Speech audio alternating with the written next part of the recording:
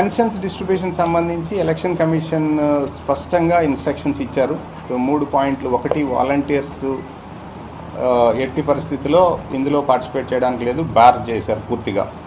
Then రెండోది అంటే including pensions, any other monetary వీటిలో వాలంటీర్ ఉండకూడదు. రెండోది, ఇప్పుడు మనం వాళ్ళకి పెన్షన్స్ ఇబ్బంది లేకుండా డిస్ట్రిబ్యూషన్ కోసం ఆల్టర్నేటివ్ మెథడ్స్ చూసుకోమని ఇచ్చారు. సో దాని ప్రకారము ఆల్టర్నేటివ్ మెథడ్ CEO సెర్ప్ నిన్ననే గైడ్లైన్స్ ఇచ్చారు. సో ఆ గైడ్లైన్స్ ప్రకారం ఎంపీడీఓలు, కమిషనర్స్ యాక్షన్ తీసుకుంటారు. సార్, ఇప్పటికే 70 సంవత్సరాలు దాటిన వాళ్ళు పెన్షన్ తీసుకుంటారు.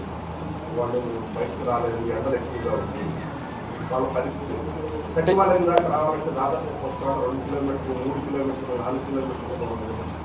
నగర పరిధిలో అయితే మరీ ఎక్కువగా ఉంది, శివారు ప్రాంతాలు మరీ ఎక్కువగా ఉంది. మీకు వాళ్ళ పరిస్థితి ఇది అంటే స్టేట్ మొత్తం అసెస్ చేసి స్టేట్ నుంచి ఒక గైడ్లైన్స్ వచ్చాయి ఇప్పటికైతే. ఇప్పుడు మనకున్న ఇన్స్ట్రక్షన్ ప్రకారం సచివాలయంకి వెళ్ళి సచివాలయంలో తీసుకోవాలి. అక్కడ ఇబ్బంది లేకుండా షేడ్, వాటర్ అవి కూడా ప్రొవైడ్ చేయమని చెప్పారు. So we will do that. అది చూద్దాం ఒకసారి. ఇవి అయితే ఈరోజు మాకు కూడా చీఫ్ సెక్రటరీ గారి వీడియో కాన్ఫరెన్స్ కూడా ఉంది. సో తప్పనిసరి 3 o'clockకి ఉంది చీఫ్ సెక్రటరీ గారి వీడియో కాన్ఫరెన్స్ కూడా. అందులో ఏమైనా ఫర్దర్ ఇన్స్ట్రక్షన్స్ ఉంటే కూడా చెప్తాం.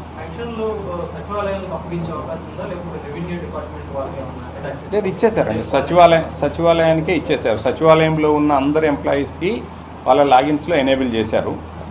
వాలంటీర్ లాగిన్స్ డిజేబుల్ చేసేసారు, ఇంకా అవి కనపడకుండా. దెన్ ఈ ఎంప్లాయీస్ లాగిన్లో ఎనేబుల్ చేశారు కాబట్టి అందరు ఎంప్లాయీస్ కూడా సచివాలయంలో డిస్ట్రిబ్యూట్ చేయడానికి ఇచ్చారు.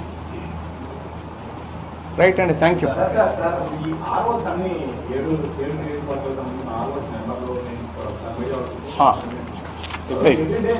ఈవినింగ్ సమయానికి ఏమేమి చేశారు వాటికి సంబంధించి